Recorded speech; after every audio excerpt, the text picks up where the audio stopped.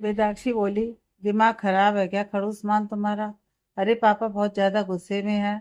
उनको गुस्सा आता है तो वह किसी की नहीं सुनते। रुद्रिका ने मान को देखा और बोली, वह सही कह रही है मान। तुम्हें सब कुछ जितना इजी लग रहा है उतना है नहीं। राम ने मान को देखा, फिर उठते हुए बोला, मान सही कह रहा है, उसे ही जाना चाहिए। सब लोग राम की बात सुनकर हैरानी से उसे देखने लगे। जहाँ बाकी सब लोग मान को ना जाने के लिए कह रहे थे, अकेला राम ही था जो उसे जाने के लिए बोल रहा था। सिया ने राम को देखा और बोली, राम क्या बकवास कर रहे हो तुम? वह पहले ही मान पर खुन्नस खाए बैठा होगा और तुम उसे ही जाने के लिए बोल रहे हो। राम ने उसे देख एक गहरी सांस लेकर कहा, मैं भी ये समझ रहा हूँ सिया, लेकिन इस वक्त एक मान ही है जो उसे समझा सकता है और उसे मना सकता है। हमारी बातों पर तो उसने कैसे रिएक्ट किया ये हम सब देख चुके हैं। एक बार मान के ट्राई करने में हर्ज क्या है? और फिर मुझे नहीं लगता कि मान से बेटर उसे कोई भी इस बारे में समझा सकता है। ऐसा मैं सिर्फ इसलिए कह रहा हूँ क्योंकि एक मान ही है जो उसे विश्वास दिला सकता है कि बेदू और भय इस रिश्ते के लिए बने हैं, वरना कोई ऑप्शन नहीं है कि हम अध्याय को मना पाएंगे। वेदाक्षी ने मान को देखा और बोली, मैं सच बोल रही हूँ। उनको बहुत ज़्यादा गुस्सा आता है। जब वो गुस्सा करते हैं तो वैसे वह बहुत कूल टाइप है। मान ने उसे देखा और मुस्कुराकर बोला, ठीक है मैं देख लूंगा, तुम चिंता मत करो। इस बार बेदू भी उसे कुछ नहीं बोल पाई।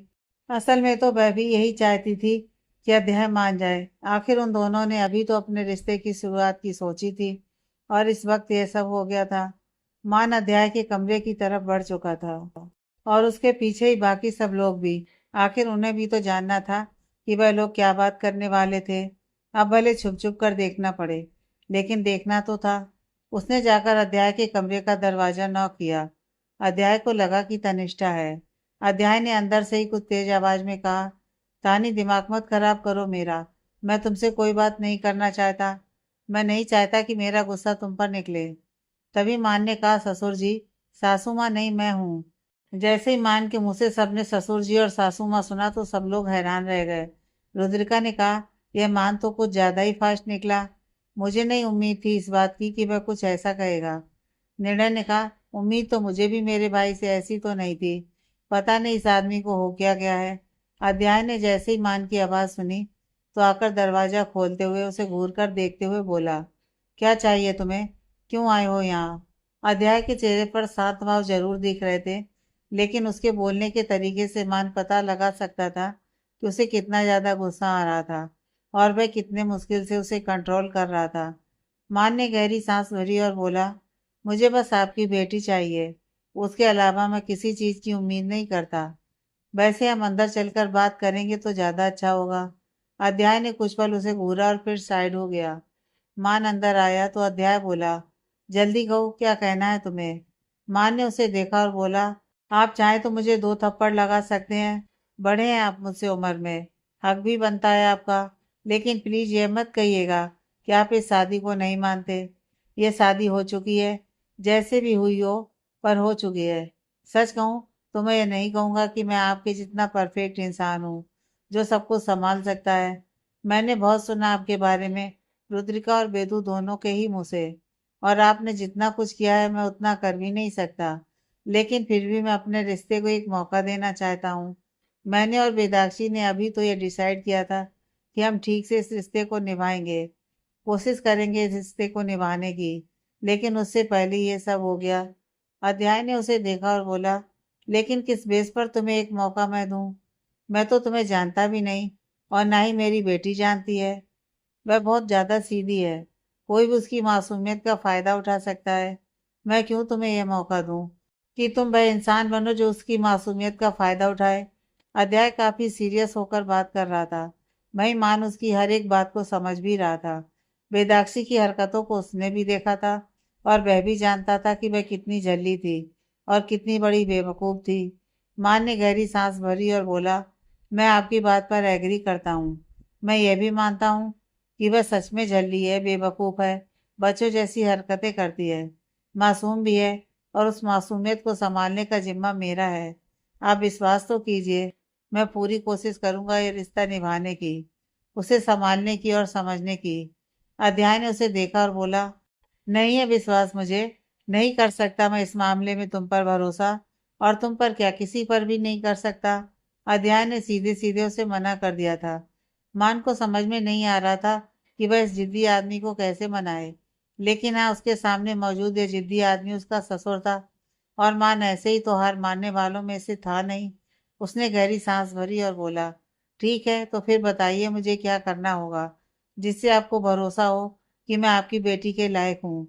अध्याय ने कुछ पलों तक उसे एकटक देखा और फिर बोला, तुम्हें मुझे इम्प्रेस करना होगा। बाहर जो पूरी मंडली खड़ी ये सारी बातें सुन रही थी, यह सुनकर कुछ हैरान थी। वह सब एक दूसरे की शक्ल ताकने लगे थे। राम ने धीरे से कहा, इस आदमी का दिमाग हिल गया लगता है। सामने वाला बंदा इतने अच्छे से उसे समझाने की कोशिश कर रहा है और ये इम्प्रेस पर अटका है। तभी निर्णय बोला, वैसे अंकल को इम्प्रेस करने का क्राइटेरिया क्या क्या है? मतलब मेरे भाई को क्या क्या करना पड़ेगा उन्हें इम्प्रेस करने के लिए?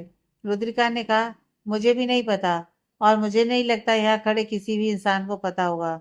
वह सब फिर से अंदर की बातें सुनने लगे थे। मान ने अध्याय को देखा और बोला, ओके, मैं आपकी बात समझ गया, पर मुझे क्या करना होगा आपको इम्प्रेस करने के लिए? अध्याय ने उसे एक लुक दिया और फिर मुस्कुराकर बोला, बेटा, अगर यह भी मैं ही बता दूंगा तो फिर फायदा क्या हुआ तुम्हारे कुछ करने का? उसके कहते ही बाहर खड़ी आयु की फिर से हंसी निकल गई। अतर्व ने जल्दी से उसके मुंह पर हाथ रखा और वह सब जल्दी से दूसरी तरफ भाग गए। अध्याय ने एक नजर बाहर देखा, लेकिन उसे जब कोई नहीं दिखा तो उसने फिर से मान की तरफ देखा। मान बेचारा हैरान परेशान बस अध्याय को देख रहा था। उसे समझ में नहीं आया कि उसके कहने का मतलब क्या था और उसे क्या करना है और क्या नहीं। यह भी वह समझ नहीं पा रहा था। अध्याय ने मान को देखा और बोला, मुझे जो कहना सुनना था मैं कह चुका और तुम सुन भी चुके हो। अब तुम यहाँ से जा सकते हो। मुझे दोबारा परेशान करने की कोशिश मत करना। मैंने जो बात कही उसे ध्यान में जरूर रखना। मान बेचारा अब क्या ही करता। अध्याय की बात मानने के अलावा उसके पास कोई ऑप्शन नहीं था। इसलिए वह मुंह लटकाए कमरे से बाहर निकल आया। लेकिन उसके दिमाग में अभी भी यही चल रहा था कि अध्याय को इम्प्रेस कैसे किया जाए। बाकी सब लोग भी उसके आगे आगे ही हॉल में आए थे। वेदाक्षी ने मान को देखा और बोली, देखा, मैंने कहा था ना, पापा किसी की नहीं सुनेंगे। उन्हें जब गुस्सा आता है तो वह किसी की भी नहीं सुनते। मान ने गहरी सांस ली और बोला, लेकिन मैं क्या करूं? मैं कुछ भी समझ नहीं पा रहा हूँ। उन सब ने एक साथ कहा, अपने ससुर को इम्प्रेस करो। मान ने उन सबको देखा और फिर गहरी सांस लेकर बोला, लेकिन कैसे? उसने तुरंत जाकर तनिष्ठा के पास नीचे जमीन पर बैठते हुए कहा, सासू माँ, हेल्प कीजिए ना प्लीज। बताइए, आपके पति परमेश्वर को मैं कैसे मनाऊं? उन्हें इम्प्रेस कैसे करूं? तनिष्ठा एक पल को हैरान रह गई, लेकिन अगले ही पल बोली, यह तो मुझे भी नहीं पता। मैं खुद नहीं जानती कि उन्होंने यह बात किस वे में कही है। माँ ने तनिष्ठा के पैर पकड़ते हुए कहा, प्लीज सासू माँ, आप तो ऐसा मत करो, मेरी हेल्प करो। वह तो मेरी सुनने को भी तैयार नहीं है। आप तो ट्रस्ट करो कम से कम। तनिष्ठा ने उसे खुद से दूर करने की कोशिश की और बोली, क्या कर रहे हो बेटा? मैं ट्रस्ट करती हूँ तुम पर, लेकिन मुझे सच में खुद नहीं पता कि मेरे पति ने तुमसे क्यों वो सब बात कही। वेदाक्षी ने मान को घूरा और बोली, इतना ड्रामा करना बंद करो खड़ूस मान। तुम पर यह बिल्कुल भी सूट नहीं करता। ये सब मैं करते हुए अच्छी लगती हूँ, तुम नहीं समझे? मान ने उसे देखा और फिर बोला, तो कुछ करो ना बेदू। बेदू ने मुंह बनाया और फिर बोली, मुझे भूख लगी है, कुछ खाने को दो। बिना खाए दिमाग नहीं चलता। रुद्रिका ने अपना माथा पीट लिया और बोली, तुझे इतनी सीरियस कंडीशन में भी भूख लग सकती है बेदू? अंकल नाराज है, वेदाक्षी ने बड़े आराम से कहा। हाँ, तो इसमें कौन सी बड़ी बात है? उनका थोड़ी देर का ड्रामा है, अपने आप ठीक हो जाएंगे। सब हैरान से उसे देख रहे थे। इस लड़की को बिल्कुल फर्क नहीं पड़ रहा था। उसने सिया को देखा और बोली, आंटी कुछ खाने को दो। ये सब लोग तो मुझे भूखा ही मार देंगे। जब से आई हूं तब से एक गिलास पानी तक नहीं पूछा किसी ने। आयु ने बेदी को देखा और बोली, मुझे ऐसा क्यों लग रहा है कि तुम कुछ गड़बड़ करने वाली हो? वेदाक्षी ने अपने हाथ खड़े करते हुए कहा, बिल्कुल नहीं। यह मेरे पापा और खड़ूस मान के बीच की बात है। इसमें मैं बिल्कुल भी इंटरफेयर नहीं करूंगी। खड़ूस मान पापा को इम्प्रेस करेगा और फिर पापा मान जाएंगे। मान हैरानी से अपनी पत्नी को देख रहा था। उसने शॉक्ड होकर कहा, सीरियसली बेदू, तुम्हें कोई फर्क नहीं पड़ रहा? वेदाक्षी ने उसे देखा और फिर बोली, क्या ही फर्क पड़ेगा? उन्होंने यह तो कहा नहीं कि मैं तुम्हारे साथ उस घर में नहीं जा सकती। उन्होंने यह भी नहीं कहा कि मुझे तुम्हारे साथ नहीं रहना। उन्होंने तुमसे सीधा कहा है कि तुम्हें उन्हें इम्प्रेस करना है ताकि वह तुम पर ट्रस्ट कर सकें। तो तुम्हें उनका ट्रस्ट जीतना होगा। खड़ूस मान, मेरे पापा मुझसे बहुत प्यार करते हैं और इसलिए वह ऐसे रिएक्ट कर रहे हैं। सोच कर देखो, अगर उनकी जगह तुम होते तो तुम कैसे रिएक्ट करते। उसकी इस बात ने सबको एक नया विजन दे दिया था। वह सच कह रही थी। अगर अध्याय की जगह कोई भी होता तो शायद वह ऐसे ही रिएक्ट करता। अपने बच्चों के लिए पजेसिव होना कोई गलत बात तो नहीं थी। नित्या ने तुरंत कहा, बेदू ठीक कह रही है, मैं एग्री करती हूँ इस बात पर। मान की नजर बेदाक्षी पर थी। उसने सोचा नहीं था कि यह लड़की इस तरह से बातों को लेगी और समझेगी। खैर जो भी था, सिया ने उन सबको देखा और बोली, अब जो भी हो छोड़ो ये सब, चलकर सब साथ में डिनर करते हैं। अध्याय को मनाने का कोई और तरीका ढूंढेंगे। लेकिन जैसा बेदू ने कहा, भूखे पेट तो भजन नहीं होते। सोचेंगे क्या खा, तो चलो खाना खाते हैं। बेदू ने जल्दी से कहा, बिल्कुल आंटी, चलो जल्दी से खाना दो, जोरों की भूख लगी है। वह सब साथ में डिनर करने लगे और डिस्कशन अभी भी अध्याय को लेकर ही चल रहा था। उनमें से किसी ने भी अध्याय को खाना तक पूछना जरूरी नहीं समझा था। थोड़ी देर बाद बेदाक्षी, रुद्रिका, मान और निर्णय वहां से अपने घर के लिए निकल चुके थे। तनिष्ठा ने अब अध्याय से बात करने का सोचा। वह अध्याय के लिए खाना लेकर उसके कमरे में गई। वह अभी मुंह फुलाए बैठा था। वो चुपचाप जाकर उसके पास बैठ गई। उसने खाने की प्लेट सामने रखते हुए कहा, क्या आप खाने से भी नाराजगी है आपकी? खाना तो खा लीजिए। भूख नहीं है तनिष्ठा, परेशान मत करो, कुछ देर अकेला रहना चाहता हूँ। अध्याय काफी शांत था। तनिष्ठा ने उसे देखते हुए कहा, तनिष्ठा, यह नाम काफी लंबे बाद आपके मुंह से सुना, वरना मैं तो भूल ही चुकी थी कि मेरा नाम तनिष्ठा है। अध्याय ने गहरी सांस ली और बोला, तानी प्लीज, इस वक्त नहीं। तनिष्ठा ने उसका हाथ पकड़कर धीरे से कहा, आपके दिल का हाल मैं अच्छे से समझ रही हूँ, लेकिन वह मेरी भी बेटी है अध्याय। और यकीन मानिए, मुझे मान में बिल्कुल आपकी परछाई नजर आई। मुझे लग रहा है वह संभाल लेगा हमारी बच्ची को। अध्याय ने उसकी बात काटते हुए कहा, लगने में और करने में फर्क होता है तानी। अगर इस वक्त मैंने सिर्फ इस भरोसे ये बात छोड़ दी कि हमें लगता है कि मान उसे संभाल लेगा, लेकिन इन फ्यूचर अगर कभी कुछ ऊंच नीच हुई तो मैं कहाँ जाऊंगा? अपनी बच्ची को टूटते बिखरते मैं बिल्कुल नहीं देख सकता हूँ। तुम जानती हो ना बेदाक्षी का नेचर कैसा है। वह जब तक लोगों से दूर रहती है तो बहुत दूर रहती है, लेकिन जब उनसे अटैच हो जाती है तो फिर उनको खोने का दर्द सहन नहीं कर पाती। तनिष्ठा ने गहरी सांस ली और बोली, आप हमारा केस क्यों भूल जाते हैं? हम दोनों की शादी कैसे हुई थी, क्या आप वो भूल चुके हैं? हम दोनों भी एक दूसरे को बिल्कुल नहीं जानते थे, लेकिन फिर भी आज हम देखो, हम कहाँ तक एक साथ आए हैं। जिंदगी में कितनी तकलीफें, मुसीबतें, ऊंच नीच देखकर हम यहाँ तक इस मुकाम पर पहुंचे हैं।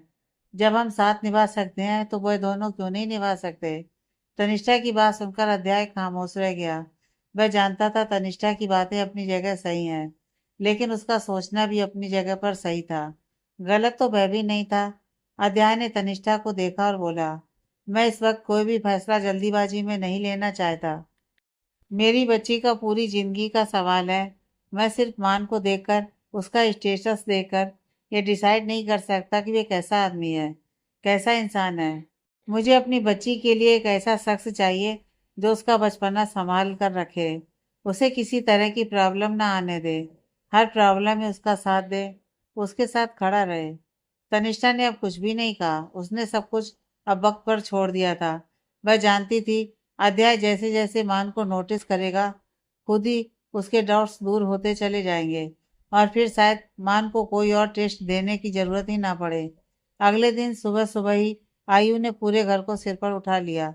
वह पागलों की तरह पूरे घर में अथर बथर चिल्लाते हुए घूम रही थी, लेकिन अथर्व कहीं नहीं मिल रहा था। सब लोग बाहर आ चुके थे। नित्या ने आयु को देखा और बोली, भाभी क्या हुआ, इस तरह से चिल्ला क्यों रही हो? आयु ने नित्या को देखा और बोली, तुम्हारा भाई कहाँ है? मैं उसे छोड़ूंगी नहीं।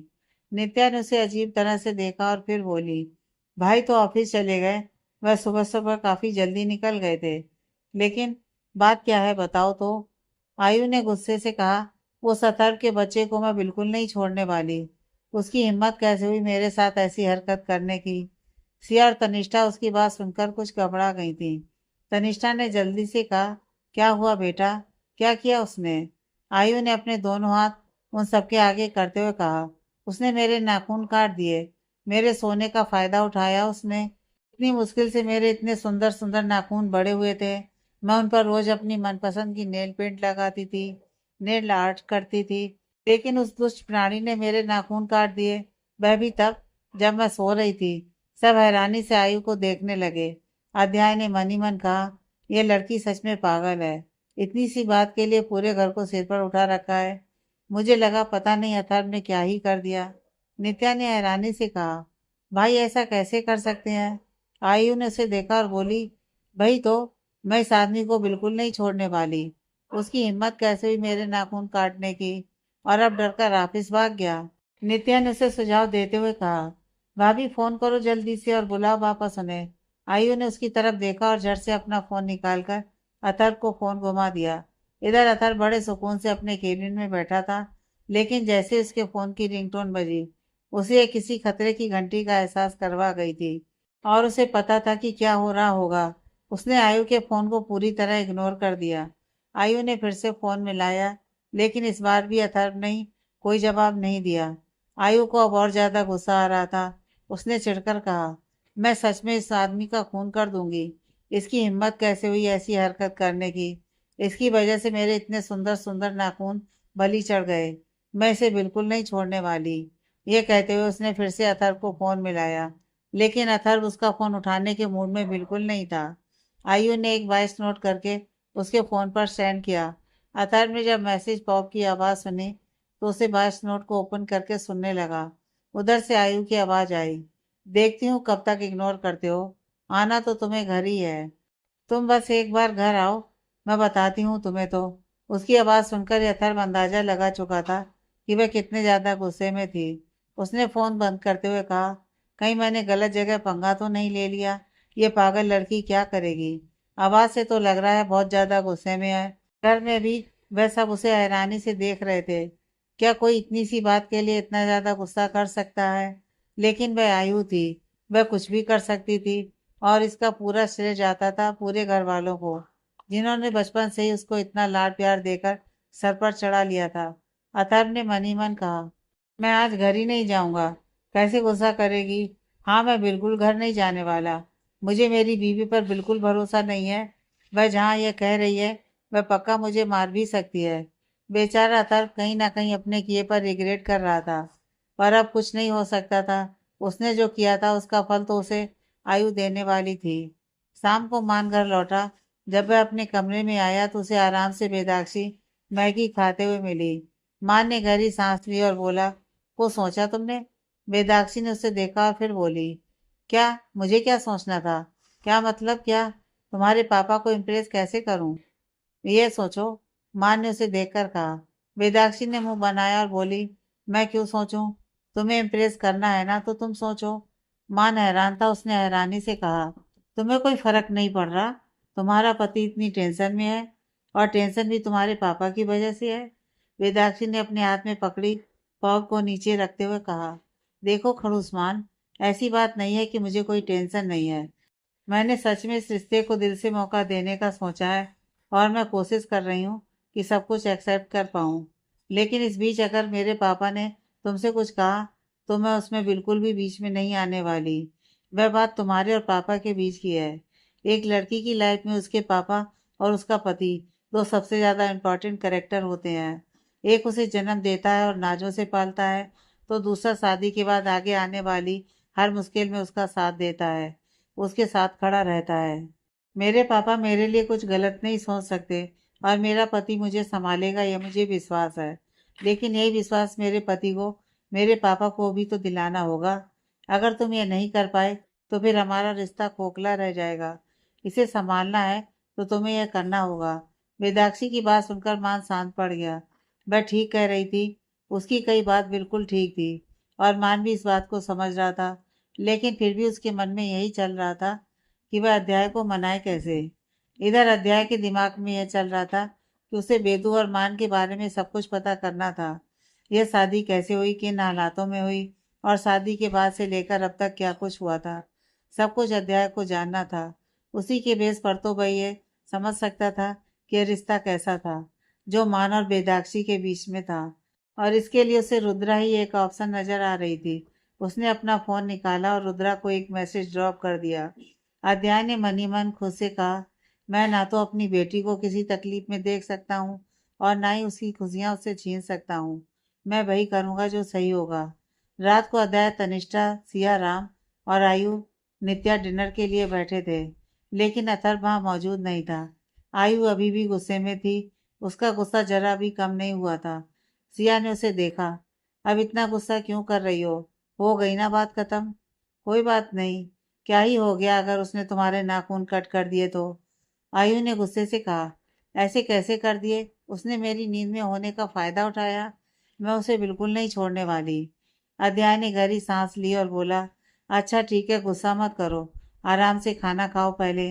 नित्या ने कहा, भाई तो बड़े ही चालाक निकले। भाभी गुस्सा इसलिए घर ही नहीं आए। आयु ने नित्या को देखा, फिर बोली, कब तक नहीं आएगा?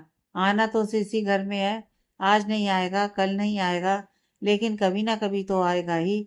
उन सबको पता था कि अब घर में एक नया ही महाभारत छिड़ने वाला था, और यह कोई उनके लिए नई बात तो थी नहीं।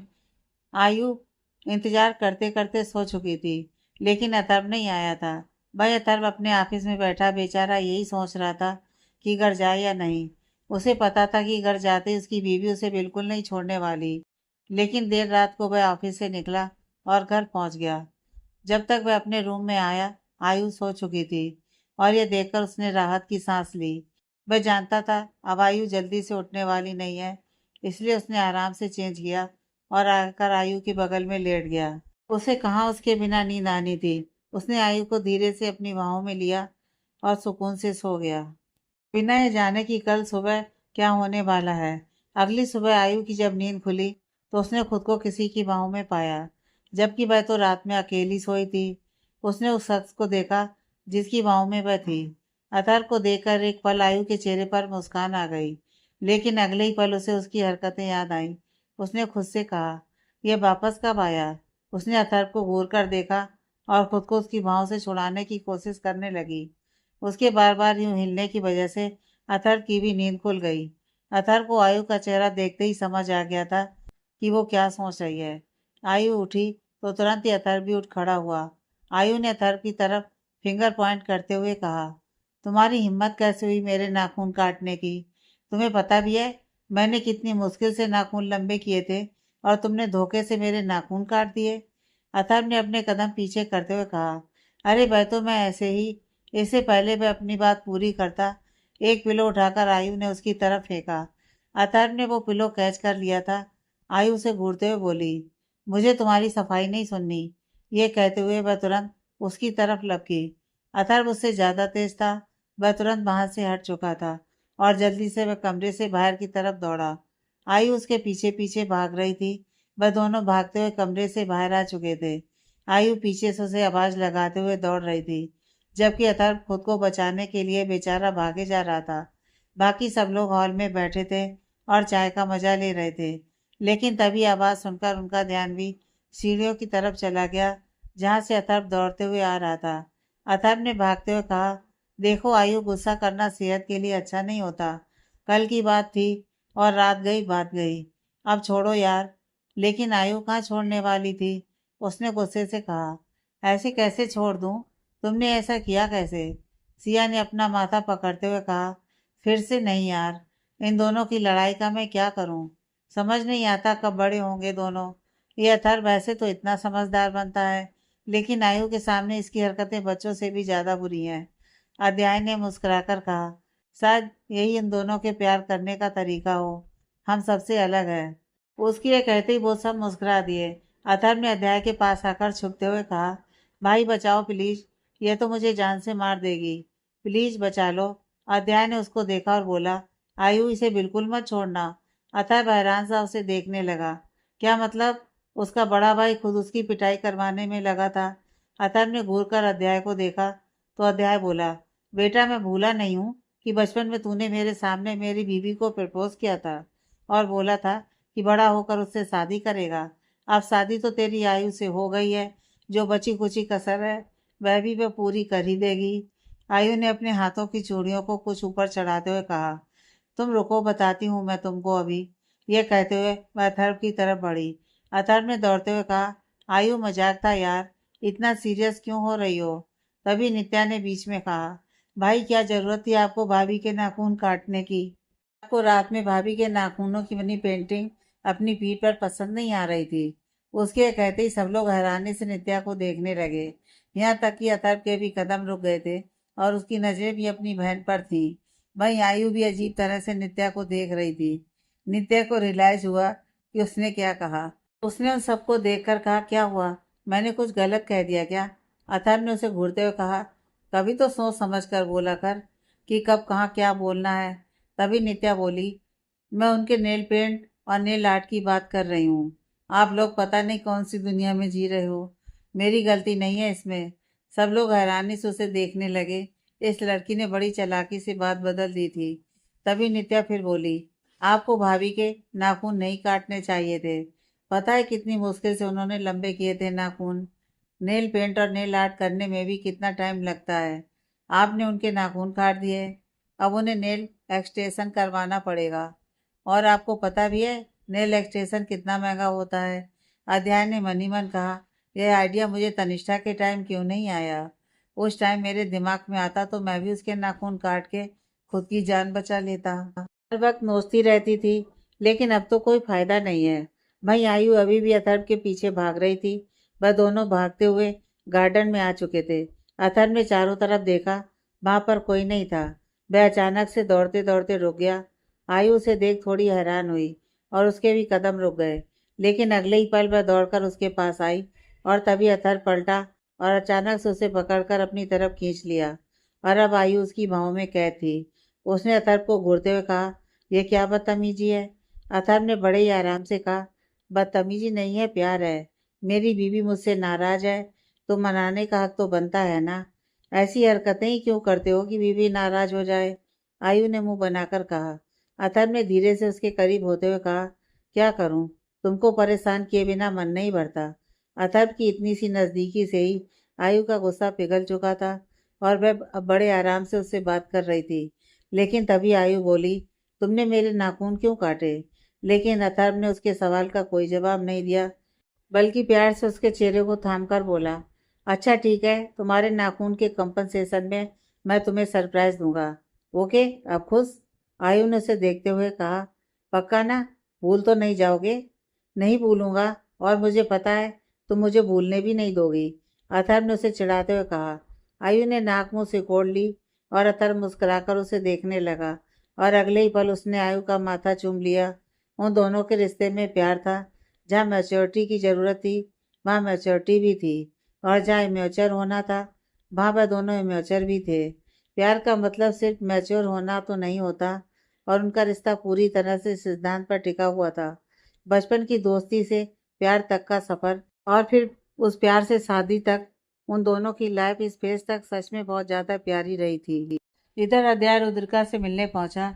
दोनों इस वक्त ऑफिस के कैंटीन एरिया में बैठे थे, जहां आसपास काफी कम लोग थे। रुद्रा ने उसको देखा और बोली, क्या हुआ अंकल, आपने अचानक से मिलने के लिए बुलाया? कुछ काम था आपको?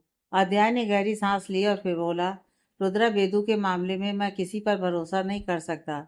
तुम एक ऐसी शख्स हो जिसने हमेशा से बेदू को सपोर्ट किया है, और मुझे पता है तुम उसे कभी अकेला नहीं छोड़ोगी, हमेशा उसका साथ दोगी।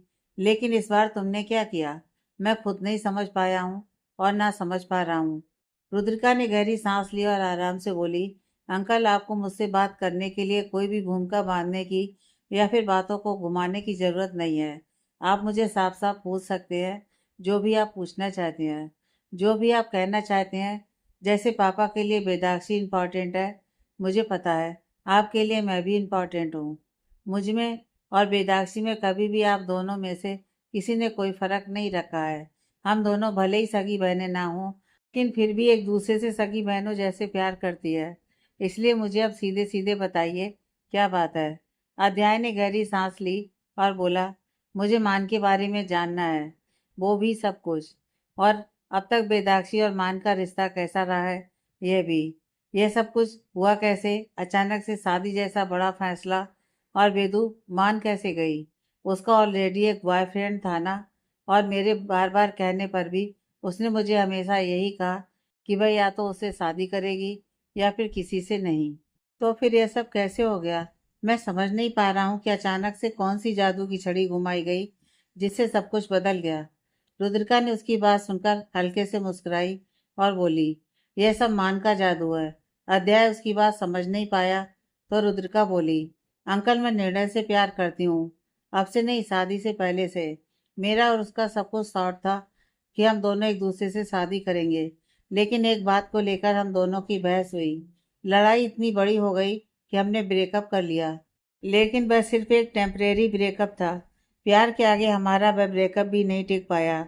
लेकिन उस ब्रेकअप में आकर मैंने गुस्से में शादी के लिए हाँ कर दी, और मुझे नहीं पता था कि इतनी जल्दी पापा मेरे लिए लड़का ढूंढ लेंगे, और वह लड़का था निर्णय का बड़ा भाई मान। मैं सच में शॉक्ड थी, लेकिन अपनी बात से पीछे नहीं हट सकती थी। और दूसरी बात यह थी कि निर्णय से गुस्सा थी, लेकिन तब तक मुझे यह नहीं पता था कि मान और निर्णय भाई है। लेकिन उसके बाद मैंने वेदाक्षी को कन्विंस किया कि वह मेरी जगह मंडप में बैठे। मैंने उससे कहा था कि मैं वक्त पर आकर शादी रुकवा दूंगी, लेकिन मुझे आने में लेट हो गया। जब तक मैं पहुंची शादी हो चुकी थी। पापा ने बहुत डांटा, यहाँ तक कि उन्होंने यह भी कहा कि वह उस शादी को नहीं मानते। लेकिन मान इस रिश्ते को छोड़ने के लिए तैयार नहीं था। उसके लिए रिश्ते बहुत इंपॉर्टेंट है अंकल। हर एक रिश्ते को वह संभाल कर रखता है, और इसलिए उसने वेदाक्षी को नहीं छोड़ा। वेदू नहीं जाना चाहती थी, लेकिन उस वक्त दोनों फैमिलीज की रेपुटेशन का सवाल था।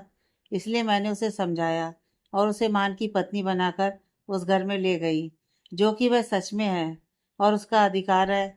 अध्याय ने उसकी बात सुनी और बोला, क्या उसे मनाना इतना आसान था? मुझे नहीं लगा था कि वह ऐसा कुछ कदम उठा सकती है। और वेदांत, उस लड़के का क्या? वेदू तो उससे प्यार करती थी ना, फिर वह अब तक मान के साथ क्यों है? वेदांत के पास क्यों नहीं गई? रुद्रा ने एक मुस्कान के साथ कहा, जब आंखों पर प्यार की पट्टी बनती है ना, तो सही से सही चीज भी गलत नजर आती है अंकल। और भाई वेदाक्षी के साथ हुआ। उसे वेदांत में कभी कोई कमी नजर नहीं आई, लेकिन मैंने उसे हमेशा कहा कि मुझे उस लड़के से कोई ठीक वाइब्स नहीं आती। लेकिन उसने कभी मेरी बात नहीं मानी। फिर मैंने मान से बात की। मान को जब वेदांत के बारे में पता लगा, तो उसने उसकी सारी डिटेल्स निकलवाई। उसने पता किया कि वह कैसा इंसान है। वेदाक्षी उसे हमेशा कहती थी कि उसे तो एक दिन इस घर से जाना ही है, उसे इस रिश्ते में नहीं रहना।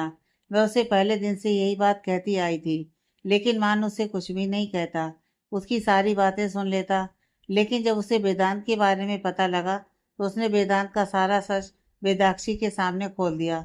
यहाँ तक कि उसने वेदांत से वेदाक्षी को बचाया भी, उसे संभाला और अब तक संभाल रहा है। मैं सच में कभी कभी सोचती हूँ कि क्या कोई आदमी अपनी पत्नी के बॉयफ्रेंड का सुनकर इतना काल्म रह सकता है जितना मान रह गया था। लेकिन उसने जिस हिसाब से उस मैटर को संभाला था, वह काफ़ी काबिले तारीफ था। मैं भी उतने अच्छे से वेदाक्षी को ना तो समझ सकती थी और ना ही उसके सामने सच ला सकती थी, लेकिन मानने किया और उसे संभाल भी लिया उसने। अंकल, आप माने या ना माने, वेदाक्षी को मान से अच्छा हम सफ़र नहीं मिल सकता। मैं वेदाक्षी को उसी दिन मना कर देती कि उसे इस शादी को मानने की कोई ज़रूरत नहीं है, लेकिन मैं उसे अपने साथ लेकर गई। उसे समझाया कि वह इस रिश्ते को एक मौका दे। नाम के लिए ही सही, मैं मान भी गई थी, शायद दिल से मौका देने के लिए। वह अब मानी है।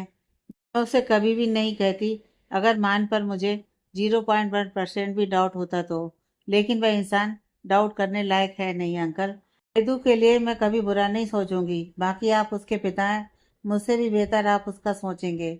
आप अच्छे से जांचिए परखिए, उसके बाद फैसला लीजिए। दया रुद्रिका से बात करके कुछ सेटिस्फाइड था, लेकिन यहाँ सवाल उसकी बेटी का था और उसे अभी और भी बहुत कुछ जानना था।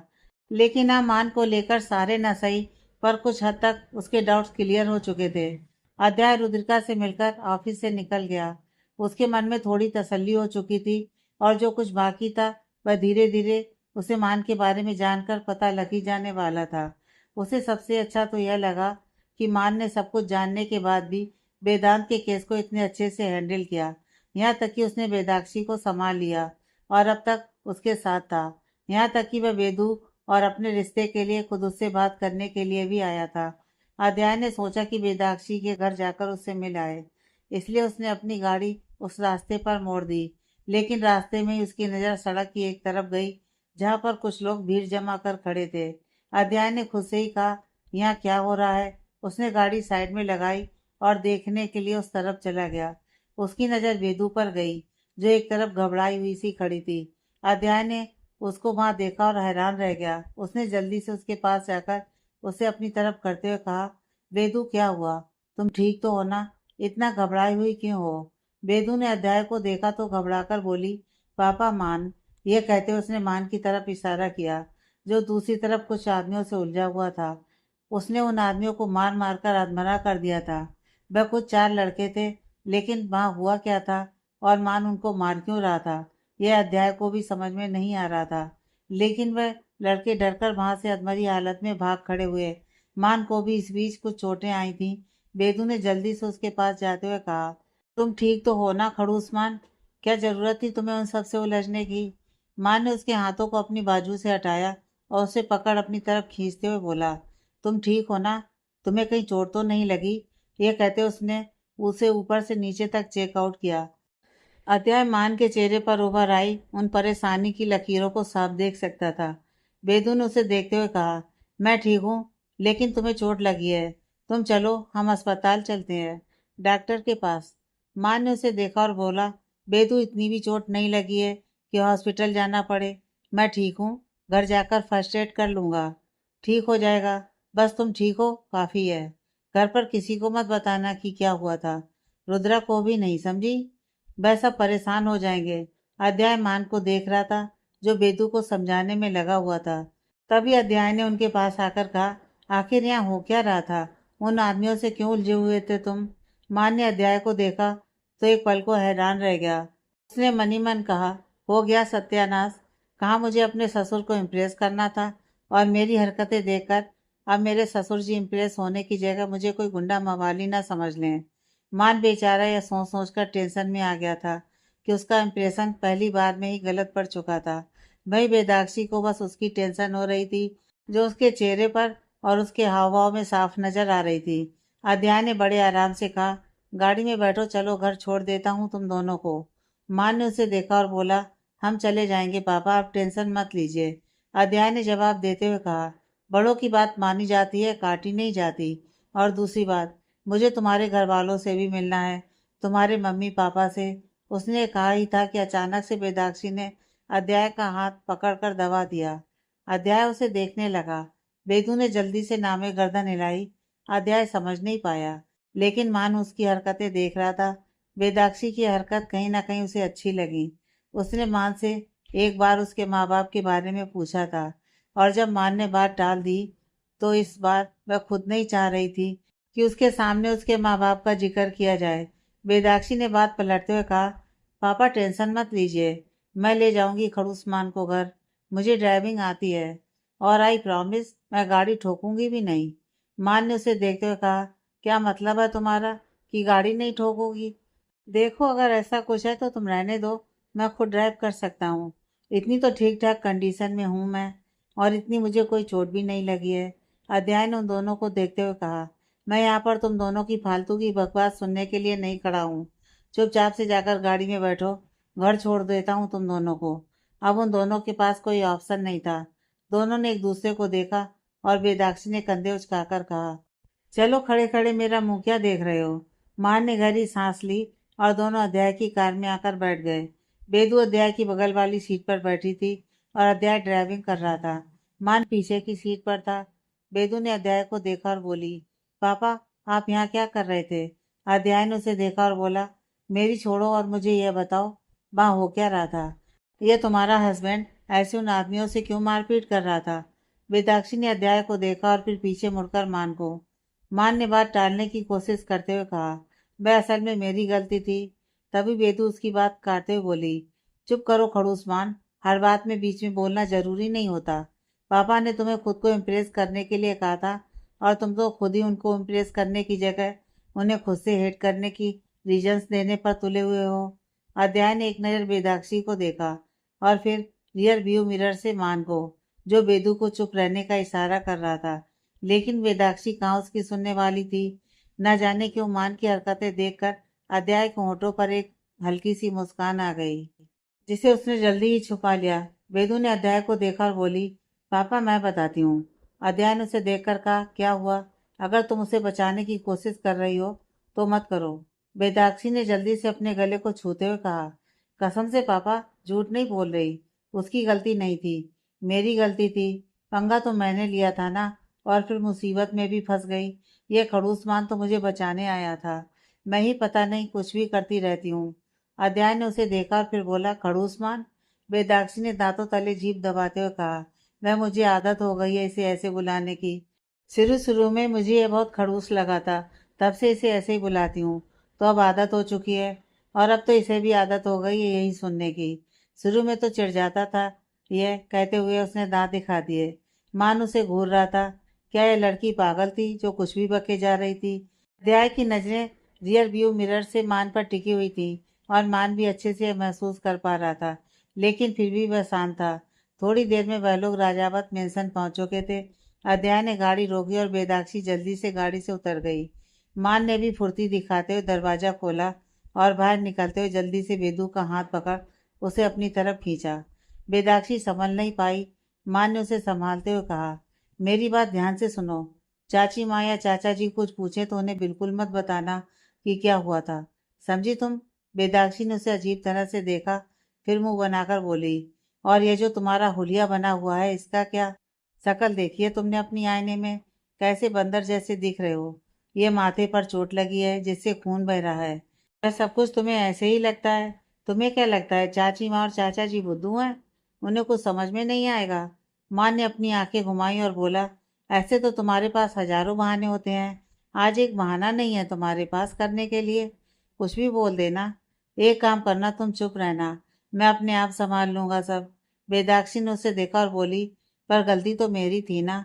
माँ ने उसे घूरते हुए कहा, क्या मैंने कहा तुमसे कि तुम्हारी गलती थी? तुम्हारी कोई गलती नहीं थी, इसलिए मुंह बंद रखो अपना, और अंदर भी कुछ बोलने की जरूरत नहीं है, समझी? अध्याय भी तब तक कार से उतर चुका था, और वह दूसरी साइड खड़ा उन दोनों को देख रहा था। मान का बेदाक्षी को लेकर इतना प्रोटेक्टिव होना उसे अच्छा लगा। अध्याय ने अपना गला साफ करते हुए उन दोनों का ध्यान अपनी तरफ किया। मान कुछ हड़बड़ा गया था, वह भूल ही चुका था कि वह भी उनके साथ ही था। मान ने बेदाक्षी को देखा और बोला, तुम पापा को अंदर लेकर जाओ, मैं पीछे के रास्ते से कमरे में जा रहा हूँ। भूल कर भी चाची माँ के सामने अपना मुंह मत खोलना, समझी? बेदाक्षी ने मुंह बनाकर कहा, तुमको ऐसा क्यों लगता है कि मैं बहुत ज्यादा बोलती हूँ? क्योंकि तुम बोलती हो, वह बात और है कि तुम मानती नहीं हो। माँ ने उसे ताना मारते हुए कहा। बेदाक्षी ने उसे घूर कर देखा। माँ ने अब आराम से कहा, पापा को ले जाओ, मैं आता हूँ थोड़ी देर में। यह कहते हुए वह पीछे के रास्ते से घर में चला गया। बेदू ने अध्याय का हाथ पकड़ा और चेक कर बोली, चलो पापा, आपको सबसे मिलवाती हूँ। वह दोनों अंदर आए, और अंदर आते ही बेदाक्षी ने हल्ला मचाना शुरू कर दिया। उसने जोर जोर से चिल्लाकर सबको पुकारते हुए कहा, चाची माँ, चाचा जी, अंशु, कहाँ हो सब लोग? गिरजा जी उसके इस तरह चिल्लाने से जल्दी से बाहर आईं और घबराते हुए बोली, क्या हुआ बेटा? ठीक तो हो ना तुम? कुछ हुआ है क्या? लेकिन जब उन्होंने बेदू को ठीक देखा तो राहत की सांस लेते हुए बोली, क्या करती हो तुम? डरा दिया तुमने। इस तरह से कोई चिल्लाता है क्या? बेदाक्षी ने दांत दिखा दिए। तभी आलोक जी ने आते हुए कहा, अरे भाई क्या हो गया? बेदू चिल्ला क्यों रही हो? अंशिका भी तब तक आ चुकी थी। बेदाक्षी ने उन्हें देखा और बोली, पापा आए हैं। मैं तो आप सबको बस पापा से मिलवाना चाहती थी। अंशिका ने उसे देखा और बोली, भाभी, अंकल से मिलवाने का आपका तरीका कुछ ज्यादा ही कैजुअल नहीं है? बेदू ने दांत दिखाते हुए कहा, वह मुझे लगा पता नहीं सब लोग कहाँ हैं, इसलिए मैं। अध्याय ने उन सबको देखा और हाथ जोड़कर नमस्कार किया। आलोक जी आगे बढ़ते हुए अध्याय को गले लगाया और बोले, आपसे मिलकर बहुत अच्छा लगा समधी जी। अध्याय को कुछ अजीब तो लगा, लेकिन फिर भी ठीक था। आखिर वह उसकी बेटी के ससुर थे। वह सब लोग आकर बैठे। गिरजा जी ने चाय नाश्ते का बंदोबस्त करवाया। आलोक जी ने अध्याय को देखकर कहा, आप कब आए? हमें पता नहीं था आप आने वाले हैं। अध्याय ने उन्हें देखा, फिर बोला, मैं कल ही अब्रॉड से आया था। आते ही इतना बड़ा सरप्राइज मिलेगा सोचा नहीं था। ये कहते हुए उसने बेदाक्षी की तरफ देखा। बेदू ने गर्दन झुका ली तो गिरजा जी ने तुरंत ही कहा, अब ठीक है, बच्चे हैं, हो गई गलती, हो गया जो होना था। लेकिन इसमें सिर्फ एक बात अच्छी हुई कि मुझे बेदाक्षी जैसी बेटी मिल गई। अंशिका तो थी ही, अब दो बेटियां और हो गई घर में। पूरा दिन बेदू की वजह से खिलखिलाट रहती है। अध्याय बस मुस्कुराकर रह गया। आलोक जी ने अध्याय को देखा और बोले, मैं एक पिता होने के नाते आपकी चिंता समझ रहा हूँ। मैं भी एक बेटी का बाप हूँ, लेकिन आप निश्चिंत रह सकते हैं। निर्णय पर अगर कोई एक बार को शक करे तो मैं मान सकता हूँ कि वह बच्चों जैसी हरकतें करता है। उसकी आदत वैसी है, लेकिन कोई मान पर शक नहीं कर सकता। कोई एक बार आकर उसे गलत ठहराए तो मैं भरोसा नहीं कर सकता। वह बहुत समझदार है, हर रिश्ते को साथ लेकर चलने वाला है। आप अपनी बेटी को लेकर निश्चिंत रह सकते हैं। एक बार को आपको हमारे बारे में थोड़ा शक जाता है तो भी ठीक है, लेकिन मान पर शक करने का कोई पॉइंट नहीं बनता। बाकी आप अच्छे से परख सकते हैं, कोई जल्दीबाजी नहीं है। पर सच तो यही है कि यह शादी हो चुकी है। तब तक मान भी आ चुका था। अंशिका ने जब उसको आते देखा और जब उसकी नज़र उसके माथे पर लगी बैंडेज पर गई तो वह जल्दी से बोली, भाई आपको चोट कैसे लगी? उसके कहते ही गिरजा जी और आलोक जी की नज़र भी मान पर चली गई। वेदू ने मान की तरफ देखा, मान ने भी एक नज़र उसे देखा। तभी गिरजा जी मान के पास आकर उसके चेहरे को देखते हुए बोली, ये क्या हुआ? ये चोट कैसे लगी तुम्हें? उनके चेहरे पर परेशानी और घबराहट साफ नजर आ रही थी। मान ने उनके हाथों को पकड़ बड़े आराम से कहा, चाची माँ मैं ठीक हूँ, कुछ नहीं हुआ है। छोटी सी चोट है, ठीक हो जाएगी। चिंता की कोई बात नहीं है। तभी आलोक जी बोले, लेकिन ये चोट लगी कैसे? माँ ने जल्दी से जवाब देते हुए कहा, कुछ नहीं, वह अभी मैं फ्रेश होने गया था तो बाथरूम में पैर फिसल गया और बेसिन के कॉर्नर से सर लग गया। उसने साफ झूठ कह दिया था। गिरजा जी उसे सकभरी नजरों से देख रही थी, लेकिन इस वक्त उन्होंने कुछ भी नहीं कहा। माँ ने हड़बड़ी इसलिए की क्योंकि उसे डर था कि कहीं बेदू अपना मुंह ना खोल दे।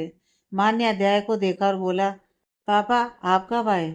अध्याय को पहली बात तो उसका पापा कहना ही अजीब लगा। दूसरा, वो अच्छे से समझ रहा था कि वो सबके सामने क्या प्रिंटेड करने की कोशिश कर रहा था, लेकिन बेदाक्षी खुश हो रही थी। उसे तो काफी अच्छा लग रहा था कि मान उसके पापा को पापा कहकर पुकार रहा था। उसे नहीं पता था कि मान के पापा कौन थे। उसे यह भी नहीं पता था कि मान की माँ कौन थी और कहाँ थी। लेकिन उसके मुंह से अपने पापा के लिए पापा सुनना उसके लिए काफी अच्छा एक्सपीरियंस था। मान ने आकर अध्याय के पैर छुए। अध्याय को अब कहीं ना कहीं यह लगने लगा था कि रुद्रिका की बात सही थी। वेदाक्षी को मान से बेहतर लाइफ पार्टनर कोई नहीं मिल सकता था। लेकिन इतनी जल्दी जो सब कुछ मान ले वह अध्याय कहाँ? अध्याय उन सबके साथ थोड़ी देर रुका और उसे सच में मान के परिवार वाले काफी अच्छे लगे। यहाँ तक कि उसे तो मान भी अच्छा ही लगा। वह कुछ निश्चिंत होकर घर आ चुका था, लेकिन उसने किसी के भी सामने यह बात जाहिर नहीं की और ना ही किसी को बताया कि वह बेदू के घर होकर आ रहा था। थोड़ी देर बाद मान और बेदू दोनों अपने कमरे में थे। बेदू ने मान को देखा और बोली, तुमने किसी को सच क्यों नहीं बताया? अरे गलती तो मेरी थी ना, मैं जाकर उलझ गई थी उन लोगों से। मान ने उसे घूरते हुए कहा, हाँ तुम्हारी आदत है मुसीबत को गले लगाने की। बेदाक्षी ने मुंह बनाया और बोली, देखो मुझे ताने मारना बंद करो। उन लोगों ने मुझ पर गलत कमेंट पास किए तो गुस्सा आ गया मुझे। मैंने भी थप्पड़ मार दिया। अब मुझे क्या पता था कि वे गले पड़ जाएंगे। माँ ने उसे देखते हुए कहा, यही तो दिक्कत है, तुमने दिमाग लगाना तो सीखा ही नहीं है।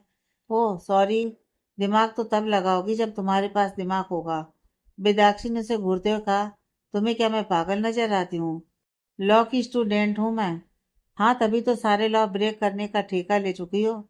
मान ने एक बार फिर उसे सेवेज रिप्लाई कर दिया था। वेदू ने उसे घूरते हुए कहा, देखो खड़ूस मान, तुम भी ज्यादा बनो मत। मैं जानती हूँ तुम्हें, तुमको ऐसे कभी गुस्सा नहीं आता। तुम्हें उन पर इसलिए गुस्सा आया क्योंकि उन्होंने मेरे बारे में गलत बोला था, इसलिए तो इतनी बुरी तरह से मारा तुमने उन सबको। उसकी बात ने मान को खामोश करवा दिया था। वह कहीं ना कहीं सच कह रही थी। मान को इसलिए गुस्सा आया क्योंकि उन लोगों ने बेदाक्षी के बारे में कुछ गलत कहा था।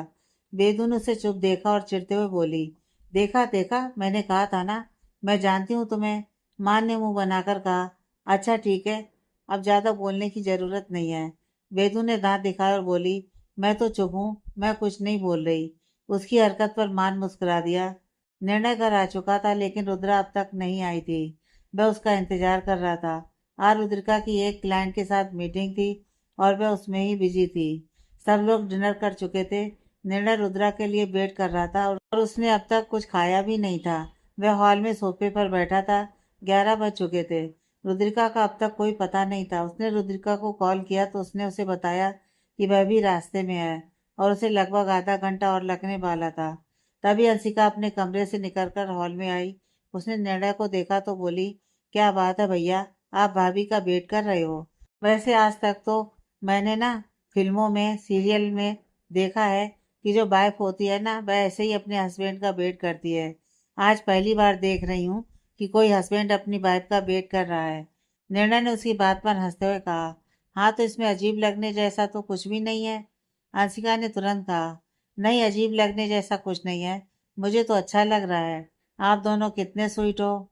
निर्णय उसकी बात सुनकर मुस्कुराया और बोला, तू ये सब छोड़, ये बता सोई क्यों नहीं अब तक? अंशिका तुरंत बोली, मैं तो पानी पीने आई थी, अब सोने जा रही हूँ। निर्णय ने कहा, तो जाकर पानी पी ले और जाकर टाइम से सो जा। अंशिका मुस्कुराई और चली गई। लगभग 11:45 बार फोर्स एरिया में कार की आवाज आई। निर्णय को जब अंदाजा हुआ कि रुद्रा आ गई तो वह जल्दी से उठकर किचन में चला गया। उसने सबसे पहले माइक्रोवेव ओवन में खाना गर्म करने के लिए रखा और टाइमर सेट किया।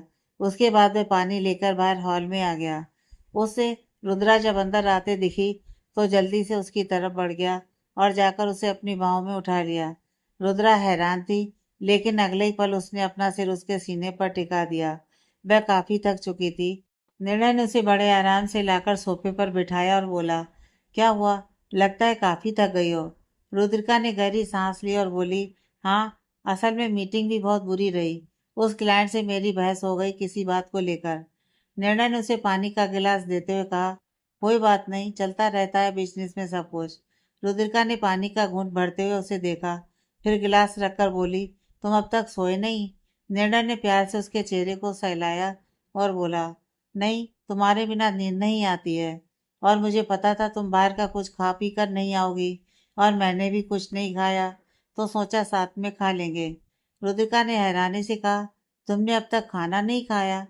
तुम रुको, मैं खाना गर्म करके लाती हूँ। निर्णय ने उसे वापस बैठाते हुए कहा, शांत रहो, खाना गर्म हो रहा है और मैं लेकर आता हूँ। तुम तब तक हाथ मुंह धो लो। ये कहते हुए वह किचन की तरफ बढ़ गया। रुद्रा कुछ पल उसे जाते देखती रही। उसे पता था कि निर्णय का बिहेवियर कैसा था। वह भले ही बच्चों जैसी शैतानियां करता था, उसे परेशान करता था। यहाँ तक कि पूरे घर में उसकी और अंशिका की जोड़ी सिर्फ सबको परेशान करने के लिए ही थी। लेकिन फिर भी वो हमेशा उसकी केयर भी करता था। और रुद्रिका से बेहतर निर्णय को और कोई ना तो जान सकता था और ना समझ सकता था। आगे की कहानी नेक्स्ट पार्ट में।